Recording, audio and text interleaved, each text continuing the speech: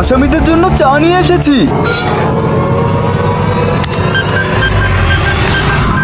Check করো connect আছে। জি জি sir, এটা কাজ করতেছে। এই চাগুলো ওই আসামিদের দিয়ে আয়। সকাল থেকেই মন খারাপ করে বসে আছে, ও জানে ওর আজকে ফাঁসি হবে। এই নিন আপনাদের চা।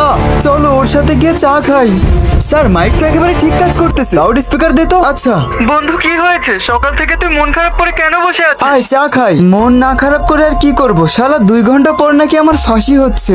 আজকে আমার জীবনের শেষ দিন। আরে তুই টেনশন কেন করতেছিস? আমার কাছে একটা প্ল্যান আছে আমাদের সবার পালানোর। না রে ভাই, তোরা পালিয়ে যা, আমি চাই আমার ফাঁসি হোক। আমি একজন খুনি, আমি ওর খুন করছিলাম। বন্ধুরা আমি কোনো কসম দিব না, তুমি যদি ইসলামকে ভালোবাসো এবং ইসলামিক ভিডিও দেখতে ভালোবাসো তাহলে অবশ্যই আমাদের এই ভিডিওতে একটা লাইক এবং চ্যানেলটি সাবস্ক্রাইব করে কমেন্ট বক্সে অবশ্যই আই লাভ ইউ ইসলাম লিখে যাবে। আরে আমি জানি তুই মারছিলি ওকে, কিন্তু তুমি কোনো ভুল করো নাই, তুই ভালোই করছিস ওকে মেরে।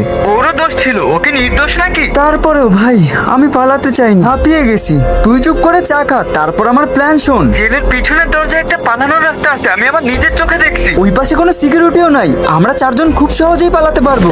আমার সন্দেহ ঠিক ছিল, আমি জানতাম ও ফাঁসির আগে পালানোর চেষ্টা করবে। স্যার আমরা 4 কেটলিতে মাইক রেখে ভালোই করছি, তাহলে এই কারণেই তো আজকে আমরা ওদের সব প্ল্যান শুনে ফেলেছি। আচ্ছা তাহলে আমরা দেরি কেন করতেছি? ওরা আমাকে নিয়ে ফাঁসিতে ঝোলানোর আগে আমরা এখান থেকে পালিয়ে যাই।